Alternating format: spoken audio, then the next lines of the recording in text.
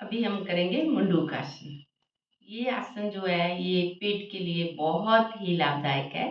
जैसे किसी को कब्ज़ वग़ैरह होती है तो आराम से आप ठीक हो जाते हैं। शुरू करेंगे, मुट्ठी बंद करेंगे, अंगूठा अंदर करेंगे, पेट के नाभि के साइड में नीचे वाली साइड रखेंगे, साँस ज़ोर से बाहर छोड़ेंगे,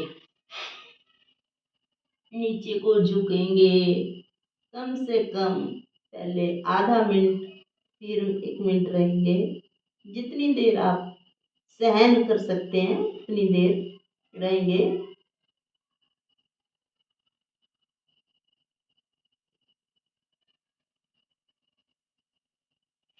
फिर दोबारा वैसे ही साँस छोड़ते हुए नीचे।